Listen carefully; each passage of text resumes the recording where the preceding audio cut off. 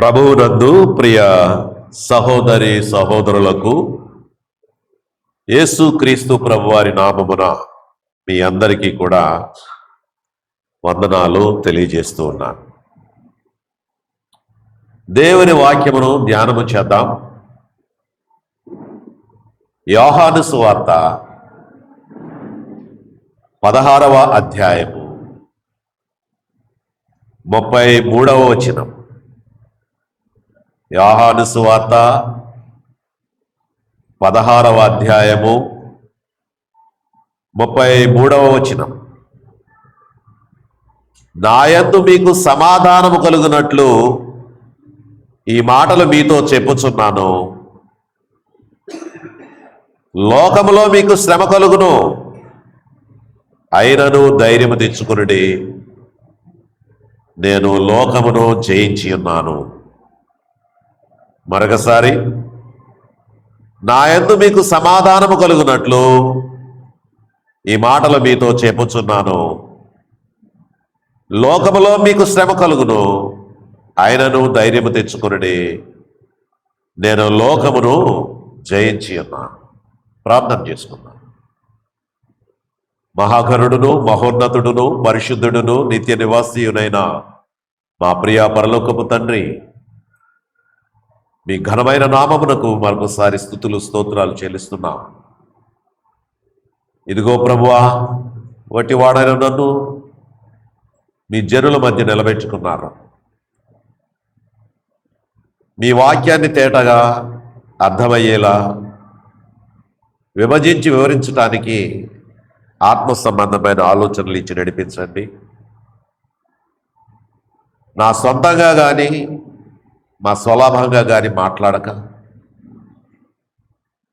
నిన్ను సంతోషపెట్టే విధముగా నీ వాక్కులను ధ్యానిస్తూ మేము ఆత్మీయులంగా బలపడడానికి మమ్మల్ని సిద్ధపరచుమని, వట్టివాడే నన్ను బలపరచుమని, వింటున్నటువంటి సహోదరి సహోదరులు మరింత ఆత్మీయంగా ఎదగడానికి కృప చూపించుమని మా ప్రభువును రక్షకుడునైనా యేసుక్రీస్తు వారి పరిశుద్ధమైన నామమును బట్టి ప్రార్థన చేయుచున్నాము మా పరమ తండ్రి. ప్రియమైన వర్లరా, ఈ వాక్య భాగాలు ఎన్నోసార్లు చదువుకొని ఉంటారు. మీరు బైబిల్ చదువుతున్నప్పుడు అదే వాక్యం మళ్ళా రిపీట్ అవుతూ ఉంటుంది, మళ్ళీ దాటిపోతూ ఉంటారు. అయితే నేను ఎన్నోసార్లు చదివినప్పటికీ ఇది ఒక కొత్త కోణంలో మీకు చూపించాలని, అంటే ఇక్కడ చూడండి, నాయందు మీకు సమాధానం కలుగునట్లు ఈ మాటలు మీతో చెబుతున్నాను. ఓకే, లోకంలో మీకు శ్రమ కలుగును, అనుమానం లేకుండా చెప్పాడు ప్రభు. ఎవరికి? ప్రభువుని నమ్ముకున్న వాళ్ళకి. ఇంకెందుకంటే ప్రభువుని నమ్ముకుంటే శ్రమలు వస్తాయంటే, అసలు ప్రభువు నమ్ముకుంటే శ్రమలు పడడానికే, ఆయన కొరకు నువ్వు శ్రమలు పడడానికే. నీ కొరకు ఆయన శ్రమలు పడ్డాడు, ఆయన కొరకు నువ్వు శ్రమలు పడవా? చెప్పండి.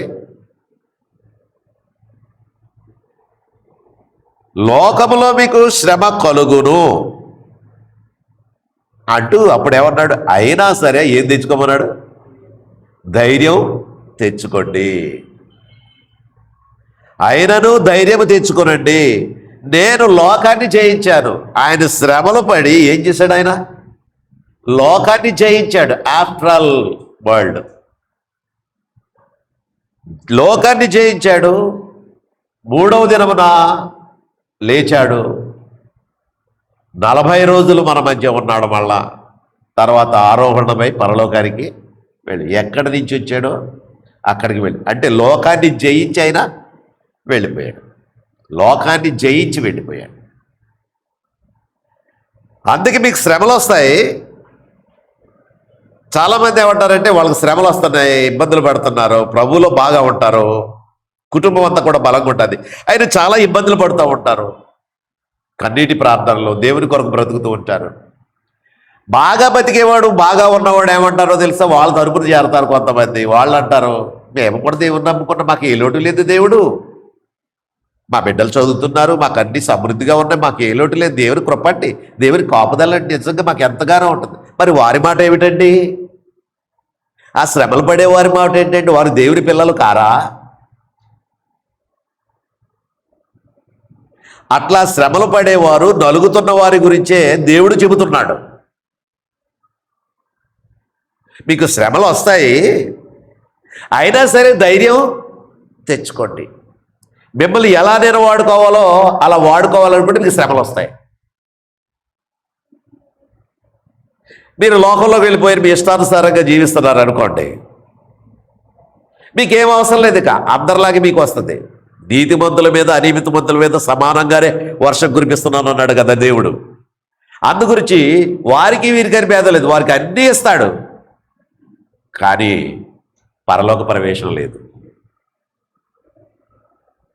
మనమేమనుకుంటున్నాం, ఇక్కడ ఉండేది సమృద్ధిగా ఉంటే అన్నీ ఇస్తే దేవుడు మన పక్కన ఉన్నాడు అనుకుంటున్నాం. పిచ్చోళ్ళు. నా ప్రాణమా తినుము త్రాగుము, 3-4 తరాలకు కావాల్సిందంతా దాచిపెట్టి ఉంచాను, సమకూర్చి ఉంటాను, సంతోషించు అంటున్నాడు. అప్పుడు దేవుడు ఏమన్నాడు? వెర్రివాడా అన్నాడు. ఏమన్నాడు? వెర్రివాడా. డబ్బు బాగా సంపాదించిన వాడిని ఏమంటున్నాడు? వెర్రివాడా, పిచ్చివాడా. అంతే. ఈ రాత్రి నీ ప్రాణమును అడుగుచున్నారు. సంపాదనలో ఉన్న వాళ్ళు గొప్పగా ఉండవచ్చు, పలుకుబడి ఉండవచ్చు, ఏమైనా చేయొచ్చు. అది ఈ లోకం వరకే. ఆత్మ సంబంధమైన జ్ఞానం ఉన్నదా? పరిశుద్ధత ఉన్నదా? ప్రభు కొరకు బ్రతుకుతూ శ్రమలు పడే విధానం ఉన్నదా?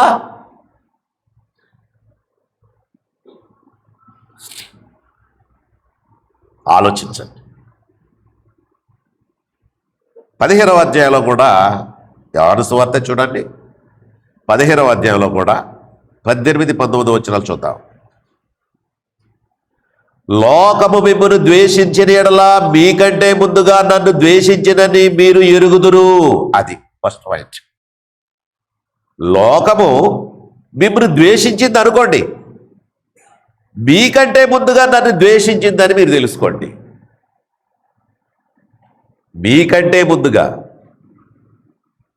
అంటే ఆయన శ్రమలు గుర్తు చేసుకోవాలి, ఆయన ఏ విధంగా నలిగిపోయాడో గుర్తు చేసుకోవాలి, ఆయన ఏ విధంగా మనందరి కొరకు ప్రాణం పెట్టిన విధానం గుర్తు చేసుకోవాలి. అందుకే ఈ లోకము మిమ్మల్ని ద్వేషిస్తే మీకంటే ముందుగా నన్ను ద్వేషించదని మీరు ఎరుగుదురు.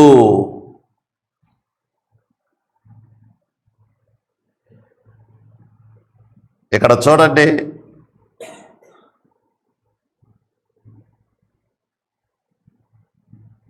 ఇరవై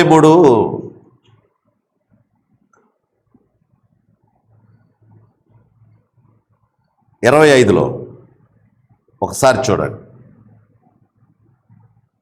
నన్ను ద్వేషించువాడు నా తండ్రిని ద్వేషించుచున్నాడు. ఇక్కడ చెప్పాడు, నన్ను ద్వేషించువాడు నా తండ్రిని ద్వేషించుచున్నాడు. ఎవడని చేయని క్రియలు వారి మధ్య చేయకుండిన ఎడల వారికి పాపము లేకపోవును.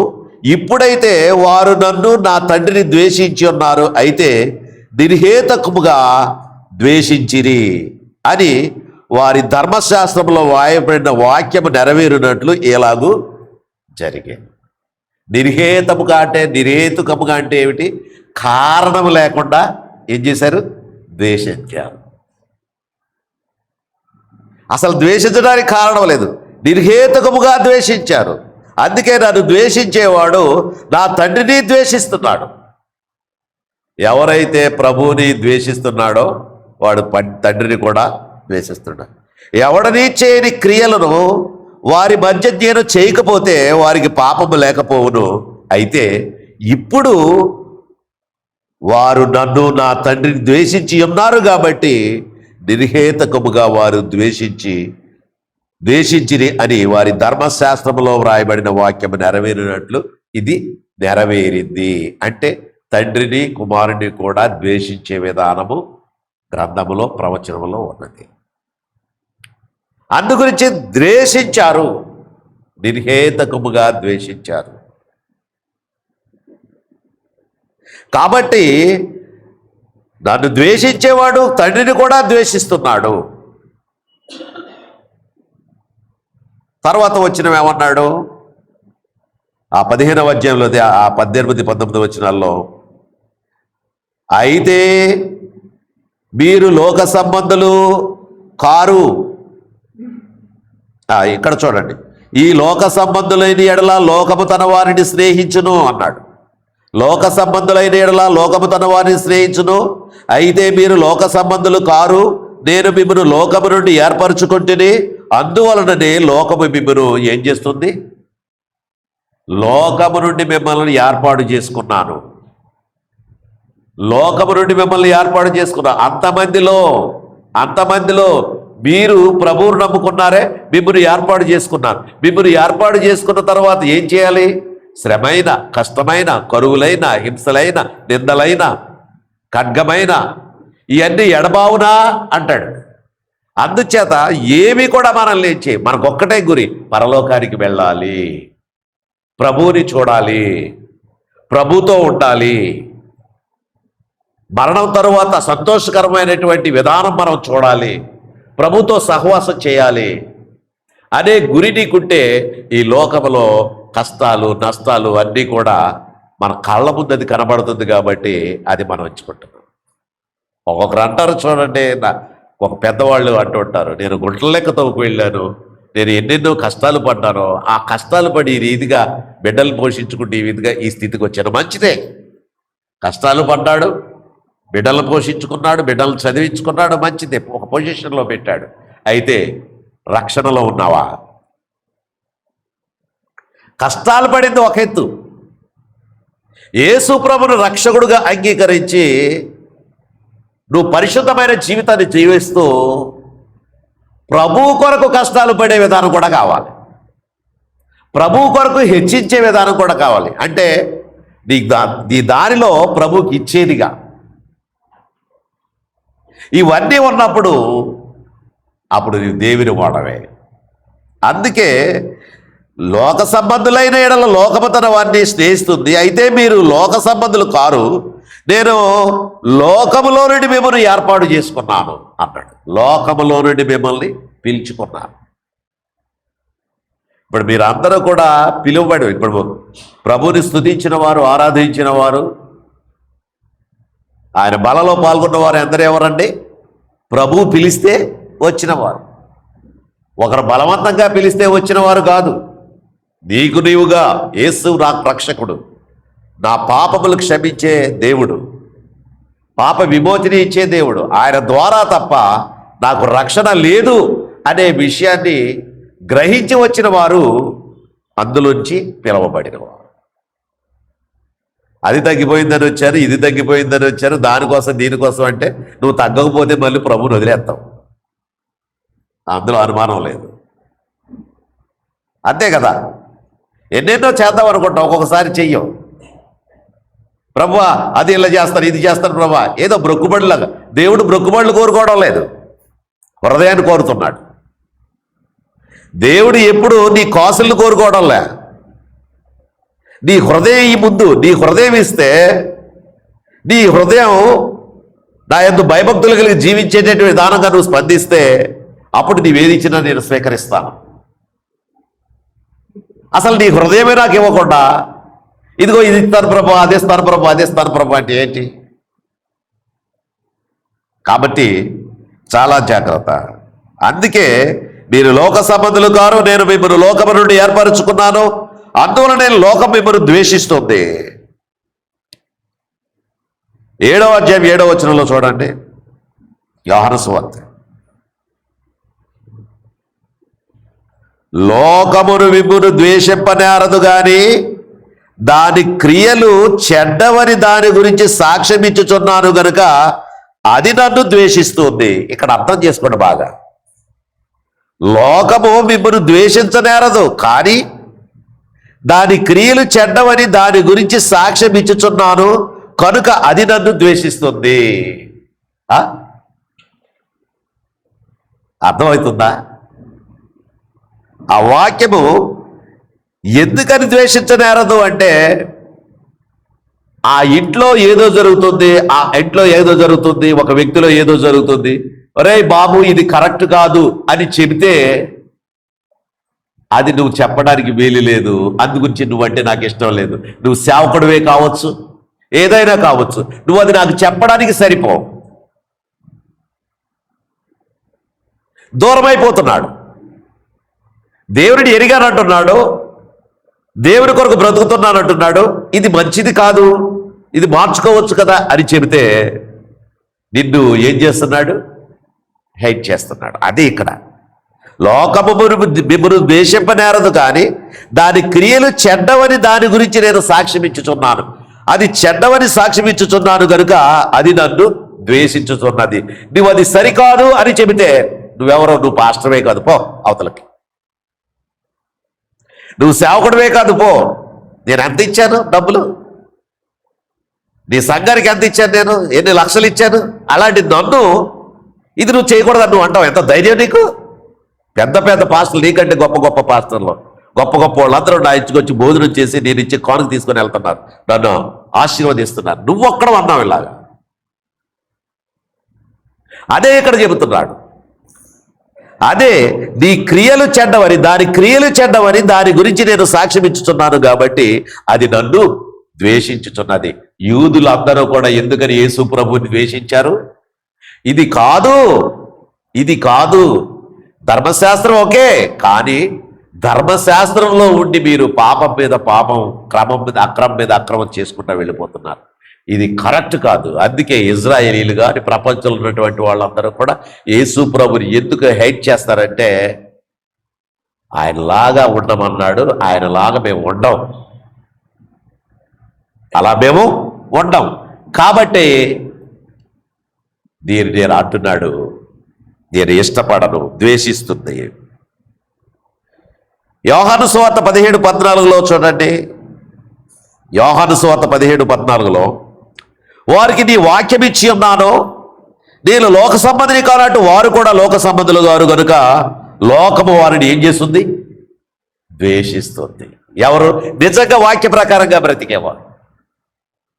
అందుకే ప్రభువు దేవుడంటే ధైర్యం తెచ్చుకోండి, నేను శ్రమలు పడ్డాను మీ కొరకు. ఇదేం కొత్త కాదు. ప్రభువు కొరకు శ్రమ పడేవాడు, ప్రభువు కొరకు జీవించేవాడు, అతను దేవునికి ఇష్టమైన వాడు. వారికి నీ వాక్యం ఇచ్చి ఉన్నాను. ప్రభు అంటున్నాడు ఇక్కడ ప్రార్థనలో, నేను లోక సంబంధిని కారు అటు వారు కూడా లోక సంబంధులు కారు కనుక ఏం చేస్తుంది? లోకం వారిని ప్రార్థన చేస్తున్నాడు ప్రభు మన నిమిత్తం. వెళ్లే ముందు నన్ను ఎలాగైతే ద్వేషిస్తుందో వాళ్ళను కూడా ద్వేషిస్తున్నారు. నన్ను ఎలాగైతే ద్వేషిస్తుందో యేసు ప్రభువు నమ్ముకున్నవాడు అతను ఇదివరకు ఏదో ఉంటే ఇప్పుడేంటి ఇలా మారిపోయాడు? యేసు ప్రభువు నమ్ముకున్నాడు. యేసు ప్రభువు నమ్ముకుంటే వస్త్రధారణే కాదు, ఇదే కాదు, అది కూడా మారిపోయింది. ఏమిటి? లక్షణాలు మారిపోయాయి, దేవుని గుణ లక్షణాలు మారిపోయాయి. ప్రియులారా ఆలోచన చేయండి, ప్రియులారా ఆలోచన చేయండి. ఇక్కడ ఉన్నటువంటి వాక్యాన్ని మనము జాగ్రత్తగా ధ్యానం చేద్దాం. అందుకే ఆయన ధైర్యము తెచ్చుకోనండి అని ప్రభువు చెబుతున్న మాటను మనం మరి లోకాసు వార్తకి వెళ్ళి ఆ వాక్యం మీద నిలబడదాం. ఎక్కడ? 21వ అధ్యాయంకి వెళ్దాం. 21వ అధ్యాయం అంతా ధ్యానం చేద్దాం.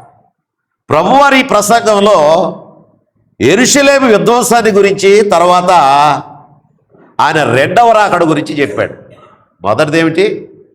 21వ అధ్యాయంలో యెరూషలేము విధ్వంసం గురించి, రెండవ రాకడ గురించి. యేసు ప్రభు వారు 70వ సంవత్సరంలో, అంటే యేసు ప్రభు వారు వెళ్ళిపోయిన తర్వాత ఆ 70 సంవత్సరాల కాలంలో, ఆయన 35 సంవత్సరాలకి 33.5కి వెళ్ళిపోయారు. అక్కడ నుంచి ఆ 70 సంవత్సరాల కాలంలో జరిగే యెరూషలేమును గురించి, తరువాత యేసు ప్రభు రాకడ వరకు వచ్చే సంగతుల గురించి ఆయన వివరించారు. రెండవ రాకడకి అంటే ఇప్పుడు ఇంకా జరగబోయేది అని. ఆయన సెకండ్ కమింగ్ ఇంకా లేదు, రెండవ రాకడ రాలేదు, ఆయన వస్తాడు. ఆ విషయాలు ఇక్కడ ప్రస్తావిస్తూ ఉన్నాడు. దాన్ని బట్టి మనం కొంచెం ధ్యానం చేద్దాం. ఏమిటి ఇవి అని చూస్తే 21వ అధ్యాయము 8వ వచనం నుండి మనం చూద్దాం. మీరు, ఆయన చెప్తున్నాడు, మీరు మోసపోకుండా చూచుకొనండి. మొదటి మాట ఏమిటి? మోసపోవద్దు. ఈ కాలంలో చాలామంది మోసపోయారు కదా. అప్పుడు 2000కి యేసు ప్రభు వచ్చేస్తున్నాడు అని చెప్పేసి రకరకాల విజ్ఞాపనాలు చేశారు అప్పుడు 2000లో. ఇంకా తర్వాత కూడా యేసు ప్రభు వచ్చేస్తున్నాడు అన్నారు. ఇవన్నీ ఏంటి? ఖాళీ మాటలు. అందుకే అపోస్తల కార్యాలు చెప్పాడు, ఇవి ఎప్పుడు జరుగుతాయి ప్రభు అని అంటే, కాలములు సమయములు అన్ని ఆయన ఆధీనంలో ఉంటాయి. అవి మీ పని కాదు. మీరు అలా ఉండండి, మీరు అలా ఉండండి, విశ్వాసంతో ఉండండి, గురి కలిగి ఉండండి. ఆయన స్వాధీనంలో ఉన్నవి, ఆయన ఆధీనంలో ఉన్నవి అన్నీ కూడా ఆయన ఎప్పుడు చేయాలో అప్పుడు చేస్తాడు. నోవాహుతో చెప్పాడు. నోవాహుతో చెప్పిన తర్వాత ఎంతకాలం అయింది? అలా చెప్తూనే ఉన్నాడు. 120 సంవత్సరాలు చెప్పాడు. 120 సంవత్సరాలకు వచ్చింది. ఇప్పుడు ప్రభు వచ్చాడు, వెళ్ళాడు, నేను మళ్ళా రెండోసారి వస్తాను అన్నాడు. ఇంకా లేదు. ఇప్పుడు మనం చూస్తున్నాం ఆ సంగతులు. ఇప్పుడు మనం ధ్యానం చేస్తున్నాం. ఇక్కడ చూడండి, మోసపోకండి, అనేకులు నా పేరిట వచ్చి నేనే ఆయనననియు కాలము సమీపించిననియు చెప్పుదురు, మీరు వారి వెంబడి వెళ్ళకండి. నాకు దర్శనం వచ్చేసింది, నాకు అది కనపడ్డాది, ఇది కనపడ్డాది, నాకు అది ఇది, ఈ చెప్పే వాళ్ళందరూ కూడా దురాత్మల సంబంధమైన వాళ్ళు. ఇక్కడ క్లారిటీ ఇచ్చాడు, ప్రభు ఇచ్చాడు. ఇక్కడ వారి వెంట మీరు వెళ్ళకండి, వారిని వెంబడించకండి.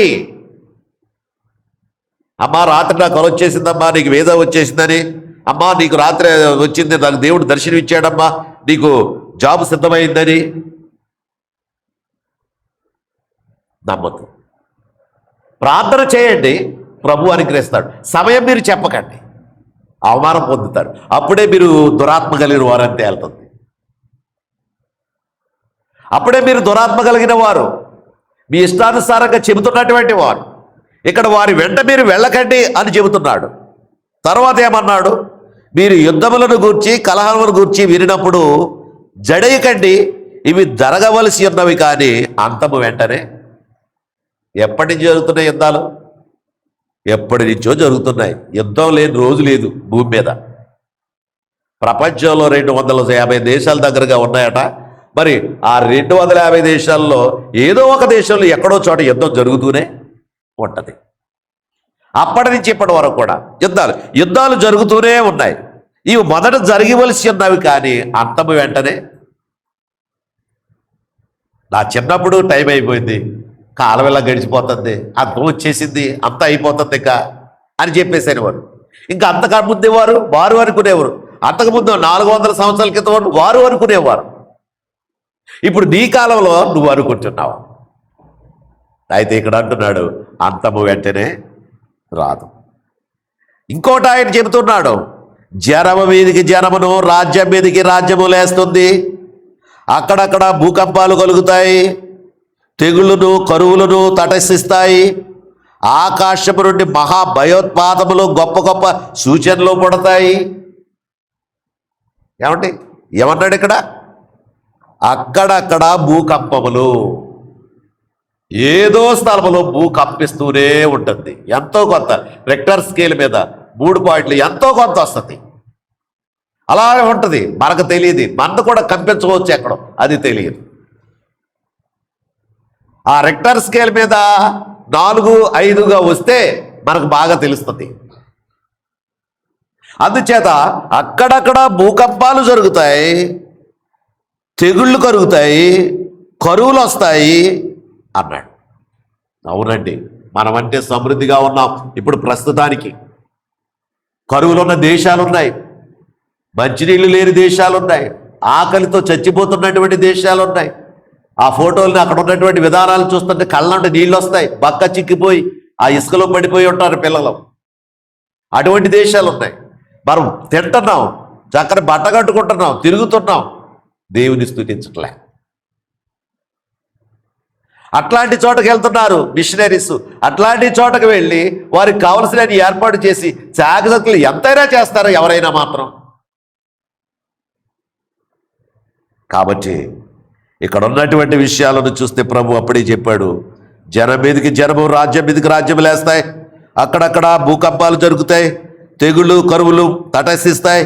ఆకాశం నుండి మహా భయోత్పాతములు, గొప్ప సూచనలు పడతాయి.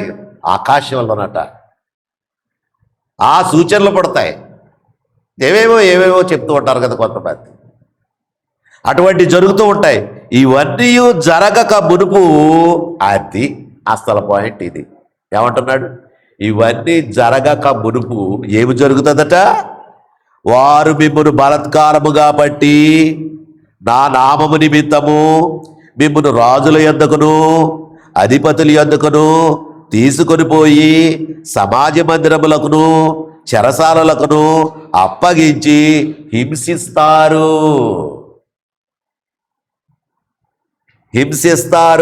ఎవరిని?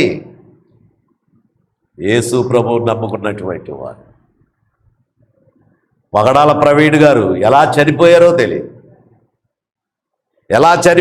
తెలియదు.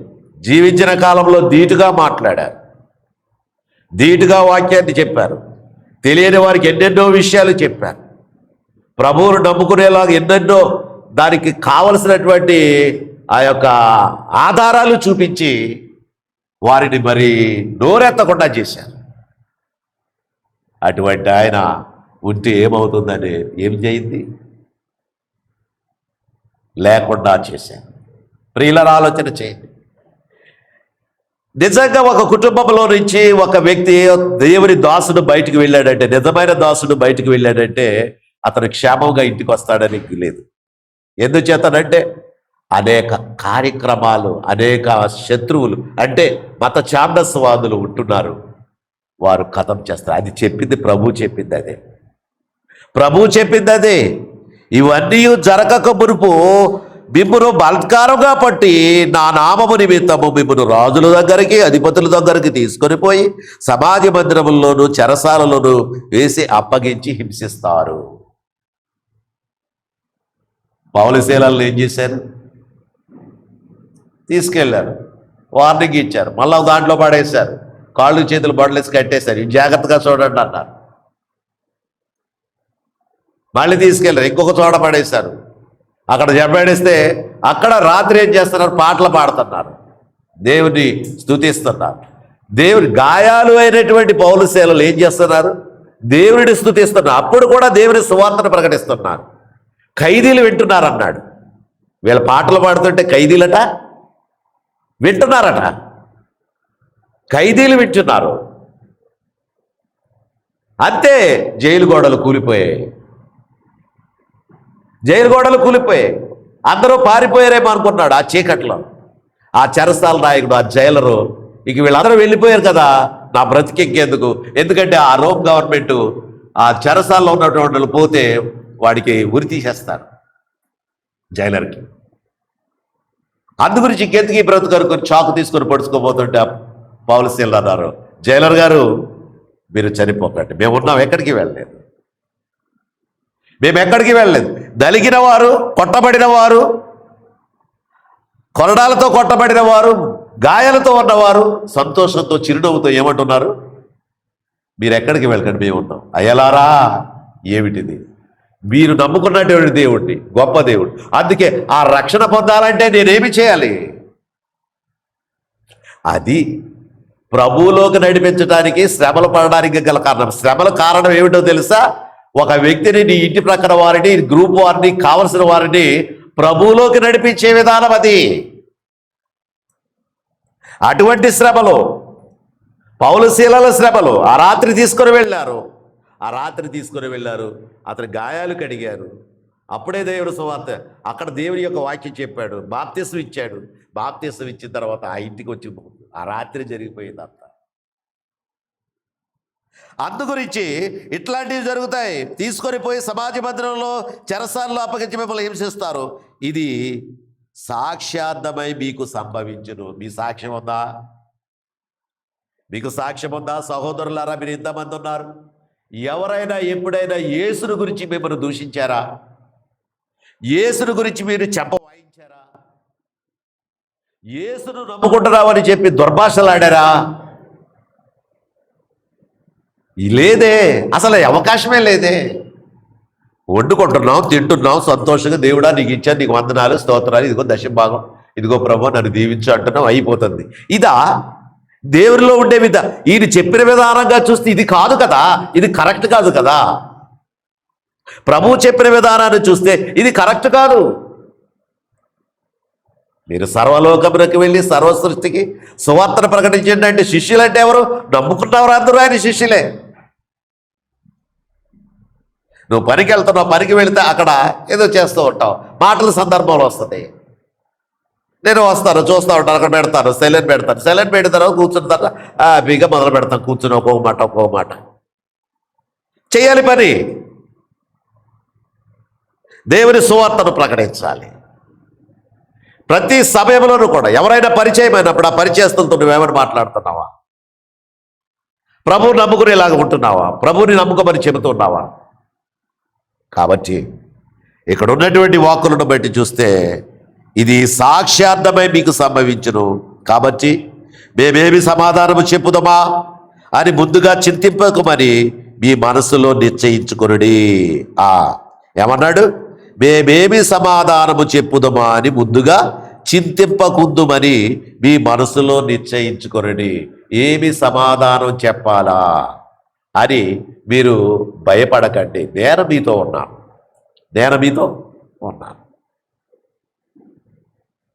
కొన్ని సందర్భాల్లో కొంతమంది ఆపుతారు మేము సువార్తలు ప్రకటిస్తున్న సమయంలో. నిజంగా యుద్ధమే ఇది. ఇప్పుడున్న కాలంలో దేవుని ప్రేమను చెబుతున్నా, ఆ ప్రేమను అర్థం చేసుకునే విధంగా చెబుతూ వెళుతూ ఉన్నాం. అందుగురించి అక్కడ కొంతమంది వచ్చి అల్లరి చేస్తారు. అల్లరి చేసినప్పుడు చిరునవ్వుతూ వారికి సమాధానం ఇవ్వాలి. ప్రభువు ప్రేమ చెబుతున్నాం, ప్రభువుని గురించి చెబుతున్నాం. ప్రతి ఒక్కరూ కూడా మరణం తర్వాత ఉండే విషయాల గురించి గ్రంథంలో ఉన్న వాటిని చెబుతున్నామయ్యా అని చెప్తే నాకేం అవసరం లేదు పో అంటే అక్కడి నుంచి వెళ్ళిపోతున్నాం. లేకపోతే తీసుకెళ్ళి రకరకాలుగా వాళ్ళు చేస్తే దానికి సిద్ధపడుతున్నాం. కాబట్టి ప్రియులరా, ఆలోచించండి, అక్కడ చింతించకుండా నిర్ణయించుకోండి. మీ విరోధులందరూ ఎదురాడుటకును కాదనుటకును వీలు కాని వాక్కును జ్ఞానమును నేను మీకు అనుగ్రహిస్తాను. చూడండి ఎంత గొప్ప మాట. ఏమంటున్నాడు? మీ విరోధులందరూ ఎదురాడుటకును కాదనుటకును వీలు కాని వాక్కును జ్ఞానమును నేను మీకు అనుగ్రహిస్తాను. మీరు ఎలా మాట్లాడతారో మీకే తెలియదు. అప్పుడు నేను ఒక్కొక్కసారి మీరు వెళ్తూ ఉంటారు, నేను వ్యాన్లో కూర్చొని చూస్తుంటే వెళ్తూ ఉంటారు. అక్కడ గుంపుకే ఉంటారు. పత్రికలు ఇచ్చేటప్పుడు అక్కడ గుంపు కనపడుతుంది. అరే ఏంటి ఏం చేస్తున్నారు అంటారు. రామచ్ గారు ఇలా అక్కడ ఆపారు అంటాం. ఆపినప్పుడు అనుకుంటారు. ఇది గుర్తొస్తుంది నాకు. మీరు ఏమీ భయపడకండి. మీరు మీ నోట ఏం పలికించాలి అదే. అసలు చెప్పుకోవచ్చు. వీళ్ళు ఏమైనా జ్ఞానవంతులా? పామర్లు, పని చేసుకునేవాళ్ళు, కష్టపడుతున్నవారు, దేవుని నమ్ముకున్నవారు, పరలోకం వెళ్ళాలని ఆశ కలిగిన వారు, వారి కుటుంబాన్ని వారి పిల్లల్ని పోషించుకుంటూ ప్రతి ఒక్కరిని పరిశుద్ధంగా కాపాడుకుంటూ జీవం గల సంఘంలో ఎదుగుతూ దేవుని కొరకు ఎదురు చూస్తూ ఆయన సువార్తలు ప్రకటిస్తూ అనేక మందిని ప్రభువులోకి నడిపించాలనే త్రష్ట ఇంక ఏమీ తెలియదు వారికి. ఆనాటి శిష్యులు ఎలాగో అలాగే ఇప్పుడు ఆ విద్య లేని పామరులు దేవుని సువార్తలు ప్రకటిస్తున్నారు. అప్పుడు అనుకుంటాం అది మాట్లాడతారు అయిపోతుంది, వెళ్ళిపోతుంటారు. అప్పుడు ప్రభు నువ్వు ఎంత గొప్పవాడు. అదే మేము మాట్లాడితే ఎలా ఉంటుందో తెలుసా? కొంచెం జ్ఞానంగా మాట్లాడతాం. లోతుగా మాట్లాడతాం. వాళ్ళకి కోపం వస్తుంది. అది కొంచెం మళ్ళా ఇదిగా ఉంటుంది. పామర్లు కాబట్టి ఏదో అన్నయ్య నరసింహారావు గారు అలాగే చెప్పేవారు. అన్నయ్య నరసింహారావు గారు అడిగితే ఏంటి ఏం పర్లేదేంటి నీకు అని చెప్పేసి వాళ్ళు అంటే ఏంటి నేను నమ్ముకున్నాను, ఎలాంటి పరిస్థితుల నుంచి బయటపడ్డాను, దేవుడు నిలబెట్టాడు, పరలోకం ఉంది, అక్కడ దేవుని దగ్గరకు వెళ్తాను నేను అని చెప్పేటటువంటి మాటలు చెబుతుంటే చెప్పాలి నువ్వు నమ్ముకున్నావు అని చెప్పేసి ఏందనేసి వాళ్ళతో సరదాగా మాట్లాడేసి ఆ మాట పత్రిక ఇచ్చేసి ఆయన వెళ్ళిపోయేవాడు.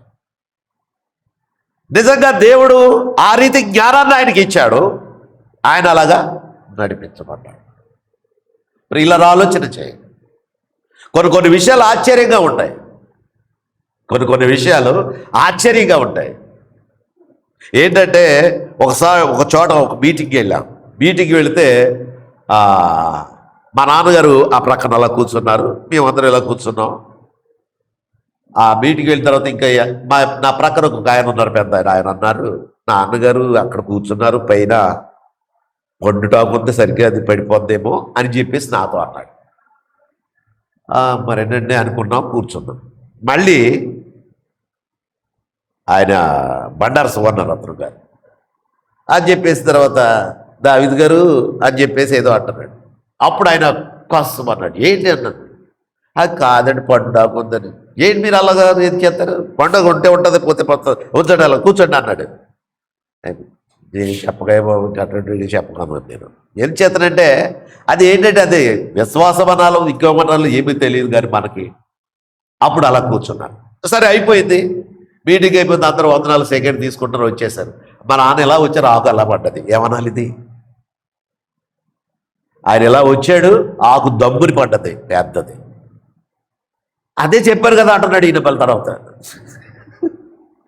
అందుకని కొన్ని ఆశ్చర్య కార్యాలు ఎలా ఉంటాయంటే అవి మనల్ని ఆలోచింపచేసే విధంగా ఉంటాయి. అందుగురించి మీరు ఏం చెప్పాలా అని మీరు భయపడకండి. ఆ సమయంలో నేనే మీతో మాట్లాడిస్తాను, మిమ్మల్ని నేను తప్పిస్తాను. అదే ఇక్కడ అంటున్నాడు. ఇక్కడ చూడండి, అందుచేత తండ్రుల చేతను సహోదరుల చేతను, ఇంకా ఏమంటున్నాడు ఇక్కడ 16వ వచనంలో, తల్లిదండ్రుల చేతను సహోదరుల చేతను బంధువుల చేతను స్నేహితుల చేతను మీరు అప్పగింపబడతారు. ఏమిటి వాక్యం? ప్రభు చెప్తున్నాడు. తల్లిదండ్రుల చేత అప్పగించబడతారట, సహోదరుల చేత అప్పగించబడతారట, బంధువుల చేత అప్పగించబడతారట, స్నేహితుల చేత మీరు అప్పగింపబడతారట. వారు మీలో కొందరిని చంపించేస్తారు. మీలో కొందరిని చంపించేస్తారు. ఆడు గోల పడలేకపోతారా బాబు. దరిద్రం వదిలిపోయింది. రోజు సువార్త అంటాడు, అది అంటాడు, పోయిన తర్వాత. అదే ఇక్కడ ప్రభువు చెప్పేటటువంటి మాట. అప్పగింపబడుదురు, వారు మీలో కొందరిని చంపిస్తారు.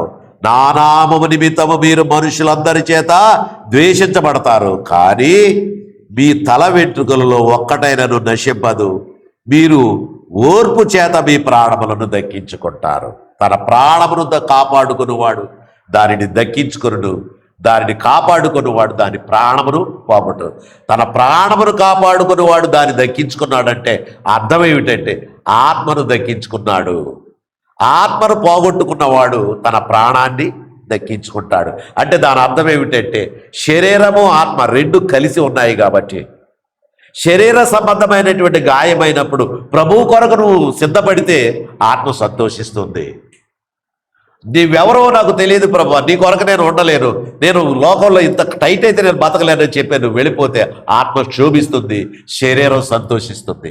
అందుగురించి దాన్ని పోగొట్టుకునేవాడు, దాని అంటే ఆత్మను పోగొట్టుకునేవాడు ప్రాణాన్ని కాపాడుకుంటాడు, ప్రాణాన్ని కాపాడుకునేవాడు ఆత్మని కాపాడుకుంటాడు.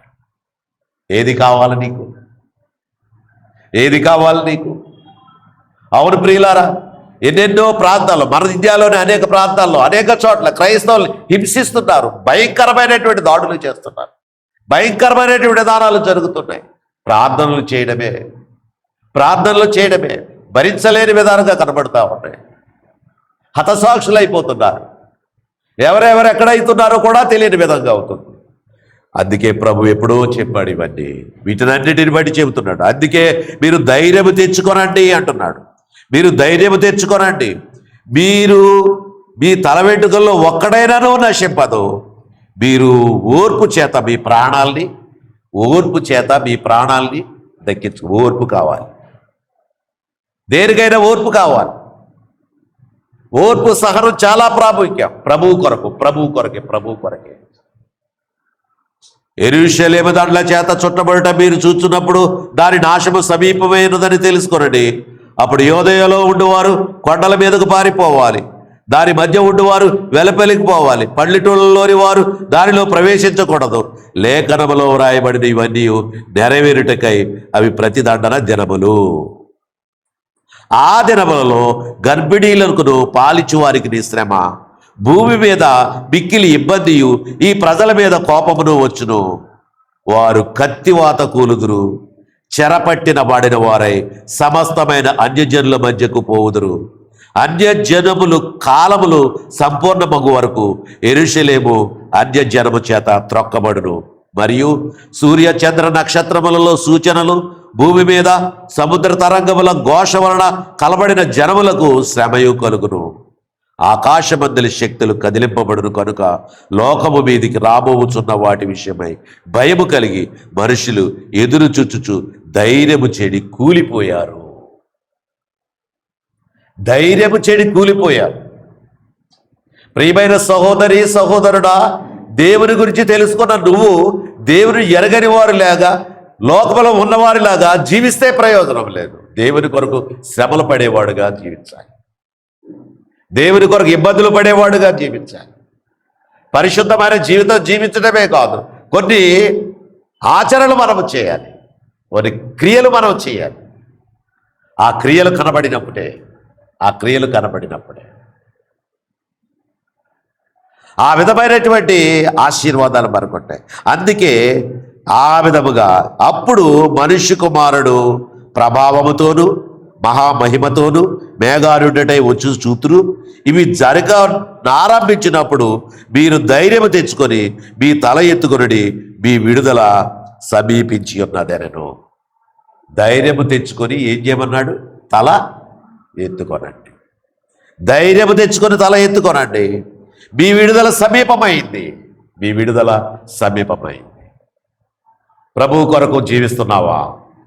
ప్రభువు కొరకు ఎదురు చూస్తున్నావా? ఆలోచన చేయి ప్రియమైన సహోదరి సహోదరుడా. అందుకే ఇక్కడ ఏమన్నాడు 28వ వచనములో, ఇవి జరగవలసినప్పుడు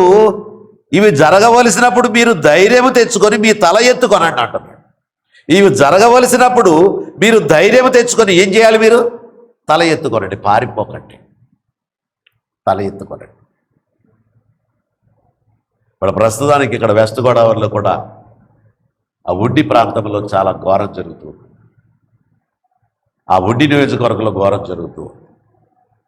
ఎన్నో మందిరాలను కూల్చేస్తున్నారు. చాలా భయంకరమైన పరిస్థితిగా ఏర్పడుతుంది. ప్రియులారా, ప్రార్థన చేద్దాం. ప్రార్థనతో పాలించే హృదయాలు మారతాయి. అందుకే మనము కూడా కఠినమైనటువంటి విధానాలతో, కఠినమైన పద్ధతులతో రాజకీయాలలో వీటిలో పాల్గొని వాళ్ళని గాయమరేపేలా చేయకూడదు. మనం దేవుని పిల్లలం, దేవునిగా ఉండాలి. కానీ రాజకీయాల్లో పాల్గొని రాజకీయ నాయకులతో స్నేహాలు చేసి రకరకాలైన సమస్యలు ఇరుకుని దేవుని నామానికి అవమానం తేకండి. అవి కూడా జరుగుతున్నాయి.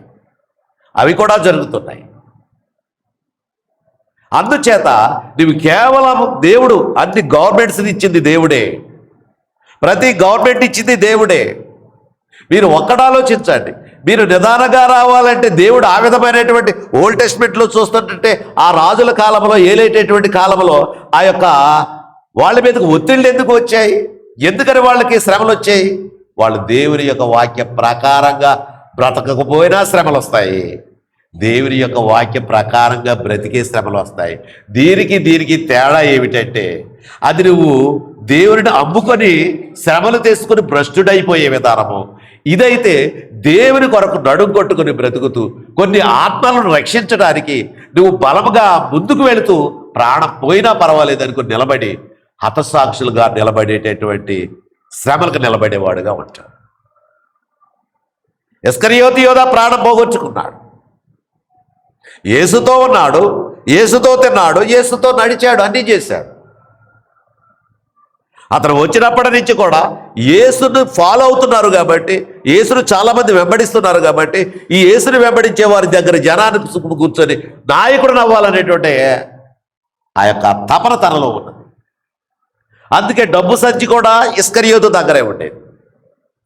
ఏది చెయ్యాలన్నా ఇస్కరియోతే చేసేవాడు. అందుకే ఒక ఆమె అక్కడికి వచ్చి ఆ యొక్క తైలముతో యేసు ప్రభు పాదాలు కడుగుతుంటే, అత్తరుతో యేసు ప్రభు పాదాలు కడుగుతూ ఉంటే, అంత విలువైన తైలం ఆ కాళ్ళకు పోస్తారు ఎందుకు? అది అమ్మితే పేదలకు ఏదైనా వస్తుంది కదా అన్నాడు. అక్కడ కూడా చెప్పాడమ్మా, ఇది పేదల మీద ప్రేమతో కాదు, అది వచ్చిన డబ్బులు తీసుకొని దాచుకొని తన గోతంలో వేసుకోవడం మాట్లాడే మాటలు. అంటే ఇస్కరియోతు యోధ మైండ్ సెట్ ఎలాంటిదో మనకు అక్కడ అర్థమైంది. ఇస్కరియోతు యోధ ఎందుకు ఉన్నాడో అర్థమైంది. అయితే అంతలా ఉన్న ఇస్కరియోతు యోధాని దేవుడు పొమ్మన్నాడా? పిచ్చి పిచ్చి వేషాలు. మనమైతే ఏమంటాం, ఏంటి నీ పిచ్చి పిచ్చి వేషాలు ఇక్కడ ఉండదు పో అంటాం.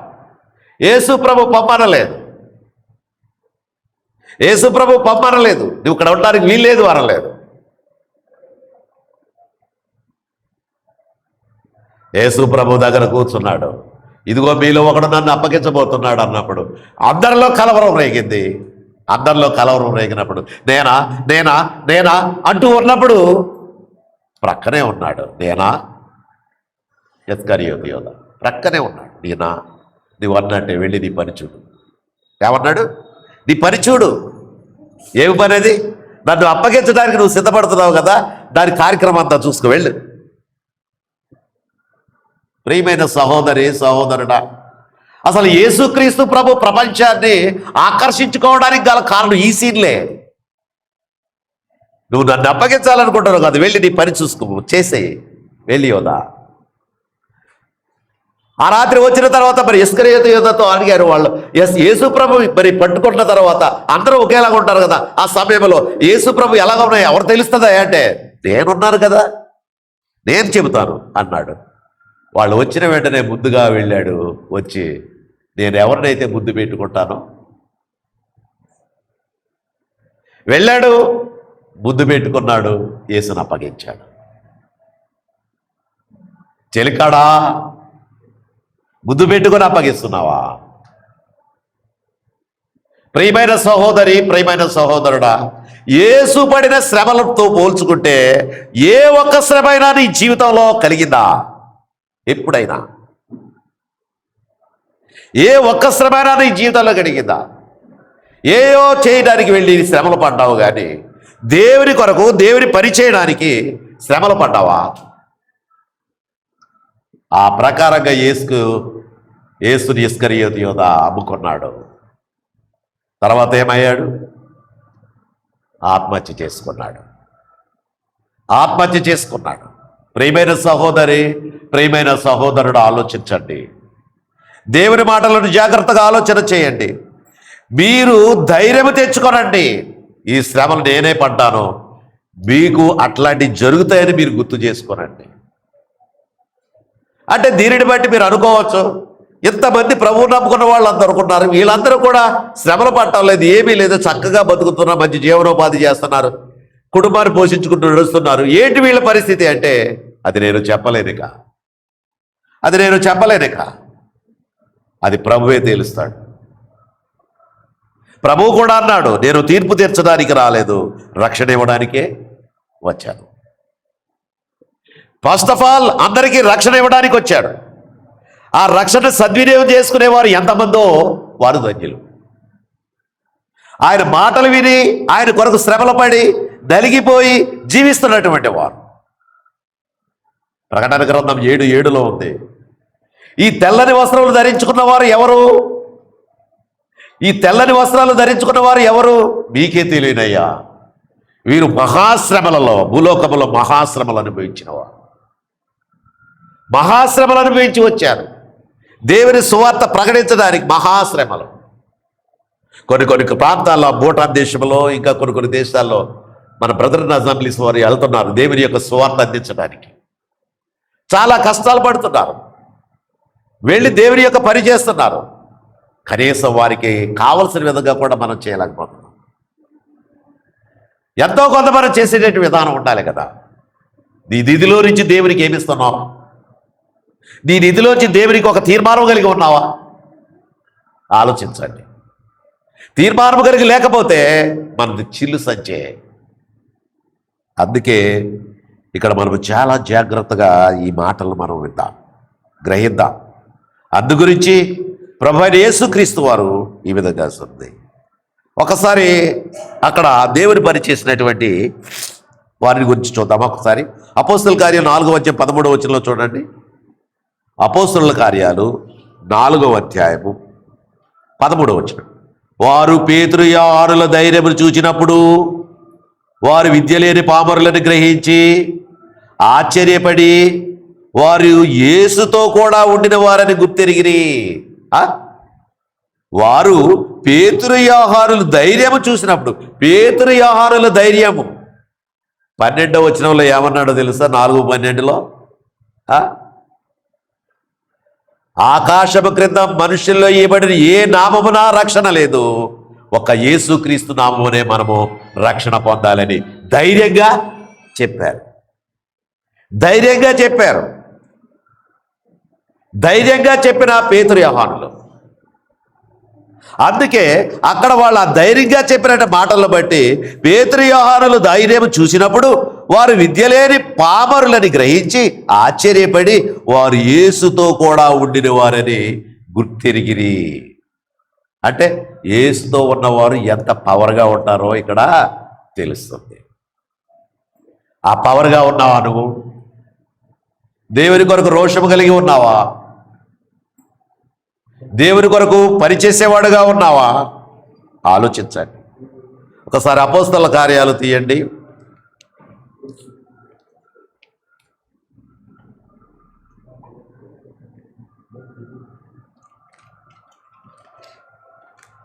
నాలుగవ అధ్యాయంలోనే కొన్ని వచనాలు మనం చూద్దాం. ఇందాకన్నది ఏంటి? అది 12వ వచనంలో ఉన్నాడు, మరి ఎవరి వలనను రక్షణ కలుగదు, ఈ నామమునే మనము రక్షణ పొందవలెను గాని ఆకాశము క్రింద మనుష్యుల్లో ఇయ్యబడిన మరి ఏ నామమున మనము రక్షణ పొందలేము అనెను. వారు పేతురు యోహాను ధైర్యం చూసినప్పుడు వారు విద్య లేని పామరులని గ్రహించి ఆశ్చర్యపడి వారు యేసుతో కూడా ఉండిన వారని గుర్తెరిగిరి. ఇక ఇక్కడ 25వ వచనం నుండి చూద్దాం. ఏమంటున్నాడు? సరే, ఇంకా ఇది కూడా చూద్దాం. చూడండి, ఇక్కడ చూడండి.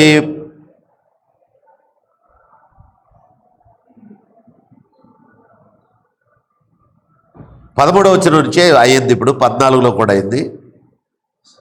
14వ వచనం చూద్దాం. స్వస్థత పొందిన ఆ మనుషుడు వారితో కూడా నిలిచి ఉండట చూచి ఏమీ ఎవరో చెప్పలేకపోయింది. అంటే వాళ్ళ చేతుల్లో స్వస్థత పొందాడు, కళ్ళ ముందు కనబడుతున్నాడు, అతను చూశారు, అక్కడ ఏమి చెప్పలేకపోయారు. అప్పుడు సభ వెలుపలికి పొంటని వారికి ఆజ్ఞాపించి తమలో తాము ఆలోచన చేసి ఈ మనుష్యులను మనం ఏమి చేద్దాం, వారి చేత ప్రసిద్ధమైన సూచక క్రియ చేయబడి ఉన్నదని యెరూషలేములో కాపురం ఉన్న వారికి అందరికీ స్పష్టమే, అది జరగలేదని మనం చెప్పచాలము. అయినను ఇది ప్రజలలో ఇంకా వ్యాపించుటకై ఇక మీదట ఈ నామమును బట్టి ఏ మనుషులతోనైనాను మాటలాడకూడదని మనము వారిని బెదురు పెట్టవలనని చెప్పుకొనిరి. అప్పుడు వారిని పిలిపించి మీరు యేసు నామమును బట్టి ఎంత మాత్రమును మాటలాడకూడదు, బోధింపకూడదని వారికి ఆజ్ఞాపించిరి. పేతురు ఏమంటున్నారు? అక్కడ డైరెక్ట్గా స్వస్థత పొందినోడు చూశారు.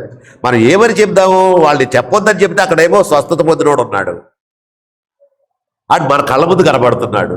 అందుగురించి మనం ఏం చెప్పడానికి సరిపోవు. అందుగురించి యేసు నామములో మీరు సువార్త చేయకండి రా బాబు, మీరు ఏం చేయకండి దయచేసి, మీరు ఇంకొకసారి ఇలా చేశారని ఒప్పుకోసమని బెదిరించారు. అందుకు పేతురు 19వ వచనం చూడండి. అందుకు పేతురు యోహాను వారిని చూచి దేవుని మాట వినుట కంటే మీ మాట వినుట దేవునికి న్యాయమా, మీరే చెప్పండి. ఏమంటున్నారు? అది ఇక్కడ అంటుంది, దేవుని మాట వినుట కంటే మీ మాట వినుట దేవునికి న్యాయమా, మీరే చెప్పండి. మీ మాట వినమా, దేవుని మాట వినమా? మేము చేస్తున్నాము, స్వస్థత పొందుతున్నారు, వాక్యం ప్రకటిస్తున్నాము, నమ్ముతున్నారు, అటువంటి మీరు మమ్మల్ని ఇలా చేస్తున్నారు, ఎవరి మాట వినాలి మేము? ప్రియమైన వర్లారా, ఆలోచించి మేము కన్న వాటిని విన్న వాటిని చెప్పక ఉండలేమని వారికి ఉత్తరం ఇచ్చిరి.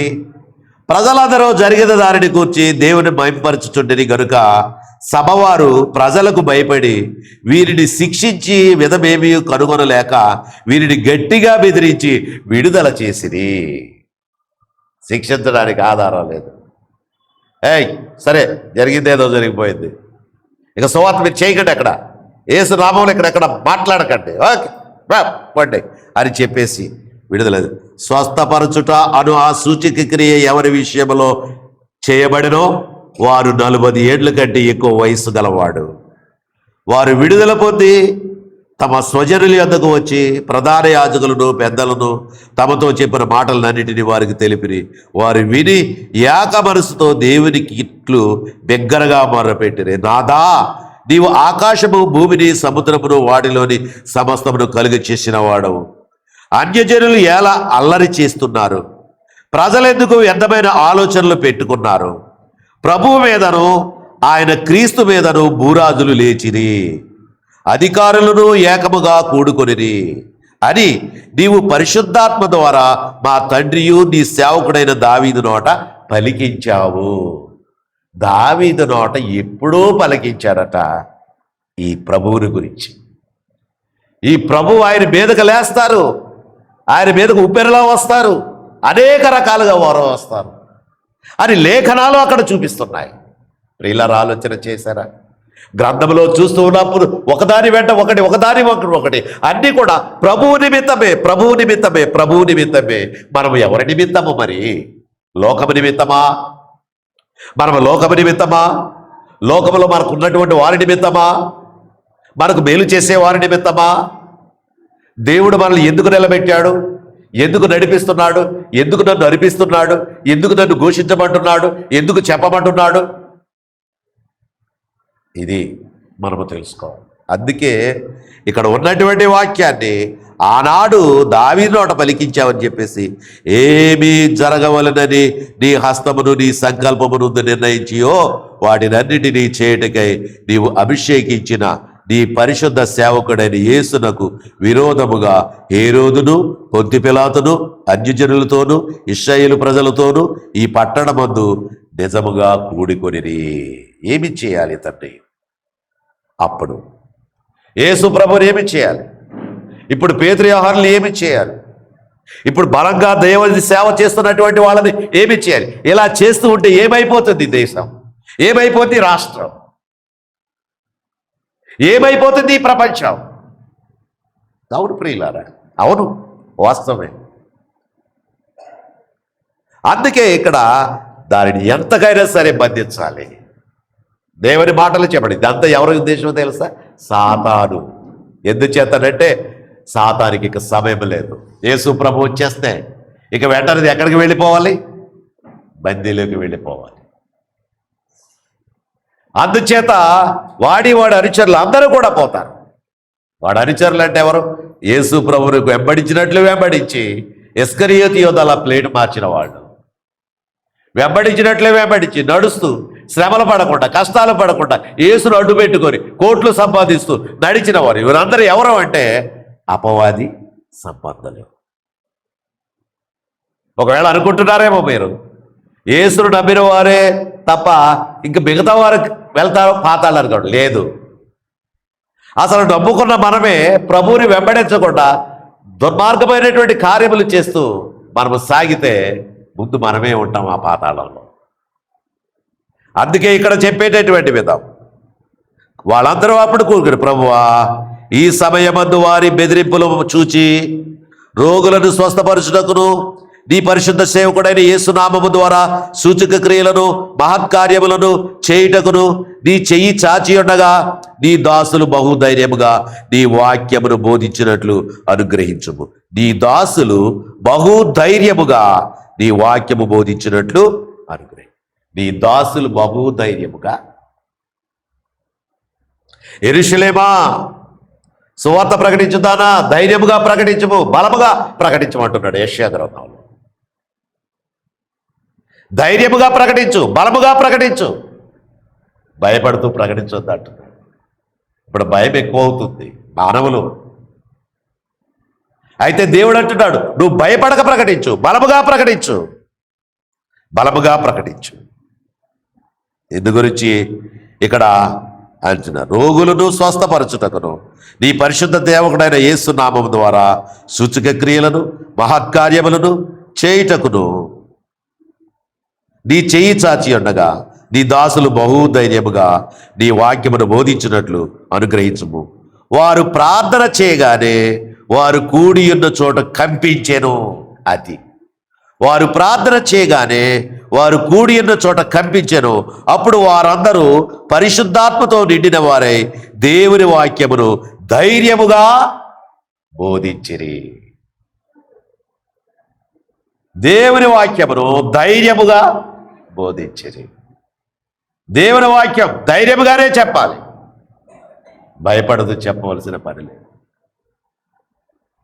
భయపడుతూ చెప్పవలసిన పని లేదు.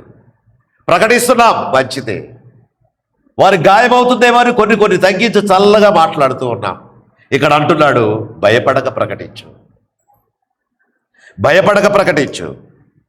అందుకే ప్రియమైన సహోదరి సహోదరుడా, వారు పేతురు యోహానులు ధైర్యం చూసినప్పుడు వారు విద్యలేని పామరులని గ్రహించి అక్కడ వాళ్ళు ఆశ్చర్యపడ్డారు. అవును, దేవుని పని చేయడానికి, దేవుని కొరకు జీవించడానికి నువ్వు ఏ విధంగా ఉన్నావో ఆలోచించగలవు. అందుకే ప్రభువు చెప్పిన మాట మరొకసారి గుర్తు చేసుకుందాం. నా యందు మీకు సమాధానము కలుగునట్లు ఈ మాటలు మీతో చెబుతున్నాను. లోకములో మీకు శ్రమ కలుగుతుంది, అయినా సరే ధైర్యం తెచ్చుకోండి. నేను లోకాన్ని జయించాను, నేను లోకాన్ని జయించాను, మీరు కూడా లోకాన్ని జయించారు. ఈ లోకంలో శ్రమలు వస్తాయి, ఇబ్బందులు వస్తాయి. అవును కదా, యేసు ప్రభువు నమ్ముకున్న తర్వాత కొంతమంది అంటారు, వారి ఇంటికి మేము వెళ్ళడం లేదండి, వారి ఇంటికి మేము అన్నాం. ఒక పాప అంది, నేను ఆ ఇంటికి వెళ్ళిన తర్వాత చూసిన తర్వాత, ఆ నాన్నగారికి నీకు అసలు మాటలు లేవంట కదా, ఎందుకని మాటలు లేవు అని చెప్పేసి నేను అడిగితే ఆ అమ్మాయి అంది, అంకుల్ నేను ప్రభువుని నమ్ముకున్నాను అంది. అలాగా అన్నాను. అంతవరకు నాకు తెలియదు. డాడీకి అసలు ఇష్టం లేదు దేవుడు అంటే. అందు గురించి ఏమైంది, ఒకరికొకరు సంబంధం లేదు. తల్లికి బిడ్డను వేరుపరిచింది. అందుకే ఏమిటంటే ప్రభు అన్నాడు, అత్తకి కోడలకి, కోడలకి అత్తకి ఇవన్నీ చేస్తారు. కారణం ఏంటంటే వాక్యం ఎక్కడైతే బలంగా పనిచేస్తుందో ఆ ఇంట్లో మరి వాగ్యవాదం వస్తుంది. వాక్యానుసారమైన జీవితం కాదు కదా ఇది. అత్తమ్మ ఇలా చేయకూడదు కదా. అవును, కొన్ని కష్టాల్లో ఉన్న వాళ్ళకి ఏదో చేస్తుంది కోడలు, అది ఇది పట్టుకెళ్ళి ఇది ఇవ్వండి, ఇది ఇవ్వండి. ఎన్ని ఇల్లంతా గుల్ల చేస్తావు అమ్మాయి అంటది. ఏమంటది, ఈమె ప్రార్థన చేస్తుంది, ఆమె ప్రార్థన చేస్తుంది. ఇంట్లో ఏమి ఇవ్వడానికి ఒప్పుకోదు. ఏయో కొన్ని అవసరాలు వచ్చినప్పుడు ఏదో చేస్తూ ఉంటాం. సహోదరులే కదా, ఏదో చేస్తాం. అది కొంతమంది భరించరు. కనీసం ఏది చిన్నది కూడా వెళ్ళడానికి ఆ ఇంట్లో జారి ఏది వెళ్తే దానికోసం ఇంకా ఈ విశ్వాసం అంతా ఎగిరిపోద్ది. ఆ స్పూన్ ఆ ఇంట్లో ఉంది, ఆ గరిట ఇంట్లో ఉంది, ఆ గిన్నె ఇంట్లో ఉంది. నీ విశ్వాసం ఏముంది, పోద్ది. లేకపోతే అడిగిచ్చారు అడేవలేదు, అడిగిచ్చారు అడేవలేదు. ఏమని ప్రార్థన చేస్తావు ఈ మనసు పెట్టుకొని? అసలు ప్రభువు కొరకు జీవించే విధానం నీలో కనబడుతుందా? కాబట్టి జాగ్రత్త. వారికి నీ సాక్ష్యం ఇచ్చి ఉన్నాను, నేను లోక సంబంధిని కానట్టు వారిని కూడా లోక సంబంధులు కారు అని ప్రభు చెబుతున్నాడు. ఎవరి గురించి? మన గురించి. కాబట్టి ఆ సాక్ష్యాన్ని కాపాడుకుని ధైర్యముగా ఉండి ప్రభు పని చేద్దాం. అట్టి కృప దేవుడి మీ అందరికీ అనుగ్రహించునుగాక. ఆమేన్. ప్రార్థన చేసుకున్నాం. పరిశుద్ధుడా పరలోకపు తండ్రి, మీ ఘనమైన నామానికి మరొకసారి స్తోత్రాలు. ప్రభువా, మీరు నాకు ఇచ్చినట్టు కొద్దిపాటి జ్ఞానంతో మరి ధైర్యం తెచ్చుకొనండి అని మీరు అన్నారు. కాబట్టి ఈ మాటల ద్వారా ధైర్యం తెచ్చుకొని ప్రభువా నీ వైపు చూస్తూ గురి కలిగి బ్రతకడానికి మమ్మల్ని అందరినీ సిద్ధం చేయండి. ఈ చిన్న సంఘం బలమైన సంఘంగా ఉండడానికి, నీ యందు నమ్మకంగా కలిగి బ్రతకడానికి మమ్మల్ని సిద్ధపరచుమని, బలపరచుమని, ధైర్యం తెచ్చుకొని బ్రతకడానికి మమ్మల్ని ఏర్పాటు చేసుకున్నామని మా ప్రభువును రక్షకుడునైనా యేసుక్రీస్తు వారి పరిశుద్ధమైన నామమును బట్టి ప్రార్థన చేయుచున్నాం మా పరమ తండ్రి. అందరికీ వందనాలండి. God bless you all.